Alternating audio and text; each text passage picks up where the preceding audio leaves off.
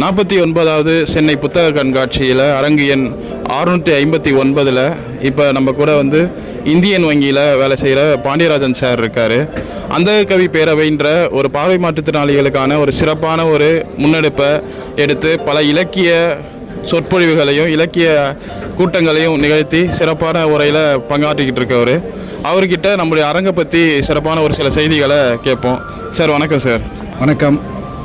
Sir, இந்த புத்தக கண்காட்சியில் அரங்கு எண் 659 நம்முடைய பார்வை மாற்றுத்திறனாளி எழுத்தாளர்களுக்காக வைக்கப்பட்டுள்ளது. இந்த அரங்குக்கு இப்போ நீங்கள் வந்திருக்கீங்க. இதில் இருக்க புத்தகங்களை பற்றி உங்களுக்கு ஒரு சில புத்தகங்களை பற்றி தெரியும். அதை பற்றி உங்களோட கருத்துக்களை கொஞ்சம் பகிர்ந்துக்கோங்க சார் எங்கள் கூட. நிச்சயமாகவே ஒரு சிறப்பான ஒரு வாய்ப்பு. இங்கே வந்து இந்த ஒரு அரங்கு அமைத்ததற்காக நம்ம கேவிடிசிக்கு ஒரு வாழ்த்துக்களை தெரிவிச்சுக்கிறேன். முக்கியமாக நம்ம ரகுராமன் சார் இந்த முயற்சியை ரொம்ப தீவிரமாக ஏற்படுத்தி மக்கள்கிட்ட இருந்து பார்வையற்ற மாற்றுத்திறனாளிகள்கிட்ட இருந்து புத்தகங்களெல்லாம் சேகரித்த நம்ம கார்த்திக் சார், உங்களுக்கும் என்னுடைய மனமார்ந்த வாழ்த்துக்களை தெரிவிச்சுக்கிறேன். ரொம்ப ஒரு சிறப்பான முன்னெடுப்பு. இதில் பார்வையற்றோர் வந்து நிறைய படைப்புகளை வந்து அந்த காலத்திலேருந்தே நிறைய எழுதி வெளியிட்டு இருக்காங்க. நம்ம அந்த கவி வீரராகவர்லேருந்து அதுக்கு முற்பட்ட காலங்களில் இருந்தே பார்வையற்றோருடைய படைப்புகள் வந்து தொடர்ந்து நம்ம சமுதாயத்துக்கு பங்களிப்பு செய்யப்பட்டு வருது. அந்த வகையில் இப்போது சில ஆண்டுகளாகவே நம்ம புத்தக கண்காட்சியில் தொடர்ந்து நம்முடைய அரங்கு இடம்பெற்றுருக்கு. இதில் நம்முடைய அரங்கில் வந்து என்ன பண்ணியிருக்கு அப்படின்னா, புத்தகங்கள் எல்லாத்தையும் சேகரித்து இங்கே பார்வைக்காக வைக்கப்பட்டிருக்கு. இதில் வந்து ரொம்ப கவிதைகள், கட்டுரைகள், ஆய்வு நூல்கள் என நிறைய புத்தகங்கள் இருக்குது. இப்போது இந்த ஆண்டு இப்போ வெளியாகி இருக்கக்கூடிய 2-3 புத்தகங்கள் அப்படி சொல்லணுன்னா, நம்ம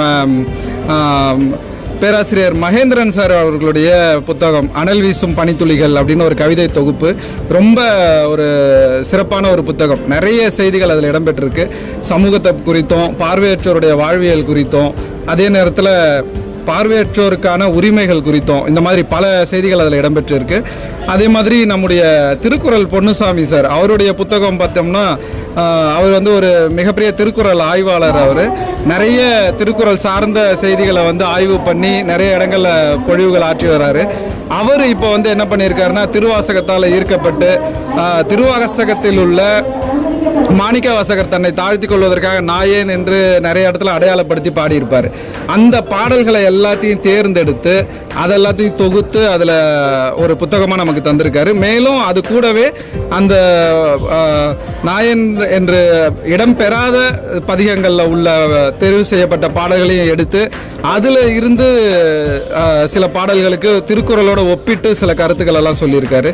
இப்படியாக திருக்குறளையும் திருவாசகத்தையும் ஒப்பிட்டு தேனூரும் திருவாசகம் வான்புகழ் வள்ளுவம் அப்படிங்கிற ஒரு சிறப்பான ஒரு புத்தகத்தை வெளியிட்டிருக்காரு. அதுவும் இங்கே காட்சிப்படுத்தப்பட்டிருக்கு. அடுத்தபடியாக நம்முடைய சரவணன் அவர்கள் இப்போ ஒரு கவிதை தொகுப்பு, போன ஆண்டு சிறுகதை தொகுப்பு வெளியிட்டிருந்தார். இந்த ஆண்டு கவிதை தொகுப்பு அந்தரத்தில் தொங்கும் நிலவு அப்படிங்கிற கவிதை தொகுப்பு வெளியிட்டிருக்காரு. அதுவும் இங்கே காட்சிப்படுத்தப்பட்டிருக்கு. அதுலேயும் நிறைய செய்திகள் வந்து இடம்பெற்றிருக்கு.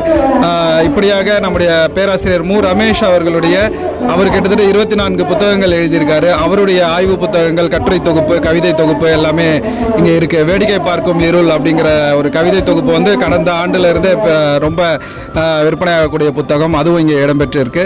இதுபோல் பல எழுத்தாளர்கள் நிறைய சொல்லிட்டே போகலாம். இதுபோல் நிறைய எழுத்தாளர்களுடைய புத்தகங்கள் வந்து இங்கே இடம்பெற்றிருக்கிறது மகிழ்ச்சி அளிக்குது. இதை வந்து எல்லாருமே வந்து பார்த்து அதை வாங்கி பயன்பெறணும்னு கேட்டுக்கிறேன். நன்றி. ரொம்ப நன்றி சார். நம்மளுடைய அரங்கை வந்து விசிட் பண்ணி இவ்வளோ கருத்துக்களை சொன்னதுக்கும் உங்களுடைய இலக்கிய பயணத்துக்கும் வாழ்த்துக்கள் மற்றும் நன்றி.